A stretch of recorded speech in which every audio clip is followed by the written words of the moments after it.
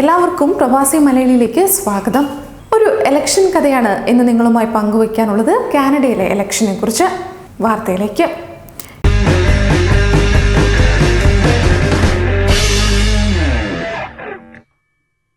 കേരളത്തിൽ ആവേശോജ്വലമായ ഉപതെരഞ്ഞെടുപ്പ് നടക്കുമ്പോൾ മലയാളികൾ ഏറെ ഇഷ്ടപ്പെടുന്ന അങ്ങകലെ കാനഡയും തിരഞ്ഞെടുപ്പിന്റെ ഗോതയിൽ തന്നെയാണ്. കാനഡയിലെ തിരഞ്ഞെടുപ്പ് കേരളം ഉറ്റുനോക്കുകയാണ്. കാരണം മറ്റൊന്നുമല്ല, മിസിസാഗ മാൾട്ടണിലെ കൺസർവേറ്റീവ് പാർട്ടി സ്ഥാനാർത്ഥിയുടെ സാന്നിധ്യമാണ് കേരളത്തിൻ്റെയും വടക്കൻ അമേരിക്കയിലെ മലയാളികളുടെയും താല്പര്യം ഉണർത്തുന്നത്.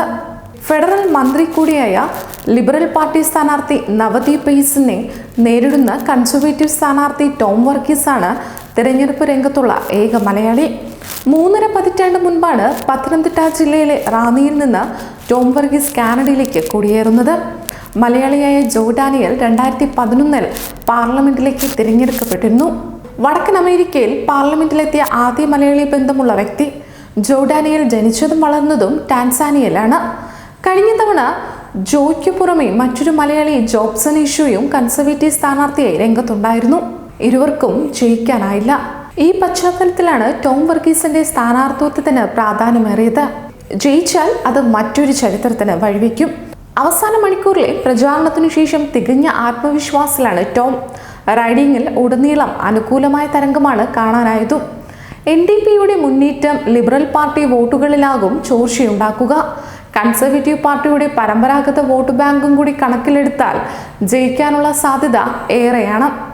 മിസിസാഗ മുൻ മേയർ ഹേസൽ മെക്കാനിയ ആൻഡ്രൂഷിയറിന് അനുകൂലമായ നിലപാട് വ്യക്തമാക്കിയത് പീൽ റീജിയനിൽ ചലനമുണ്ടാക്കുമെന്ന് തന്നെയാണ് പ്രതീക്ഷ. ഇത്തരം ഘടകങ്ങളും പ്രചാരണ രംഗത്ത് കാണാനായ ഉണർവും വോട്ടായി മാറുമെന്ന് തന്നെയാണ് പ്രതീക്ഷിക്കുന്നതും.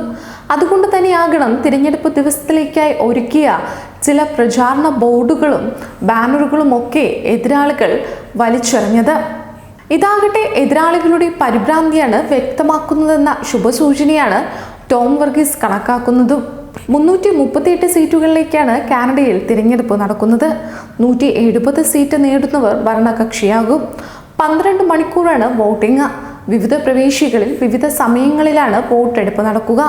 ന്യൂഫിൻലാൻഡ്, അറ്റ്ലാന്റിക്, സെൻട്രൽ ടൈം സോണുകളിൽ രാവിലെ 8:30 മുതൽ വൈകിട്ട് 8:30 വരെയും, ഈസ്റ്റേൺ ടൈമിൽ രാവിലെ 9:30 മുതൽ വൈകിട്ട് 9:30 വരെയും, മൗണ്ടൻ ടൈം സസ്കാച്ചുവൻ രാവിലെ 7:30 മുതൽ വൈകിട്ട് 7:30 വരെയും, പസഫിക് ടൈം രാവിലെ 7 മുതൽ വൈകിട്ട് 7 വരെയുമാണ് പോളിംഗ് നടക്കുക.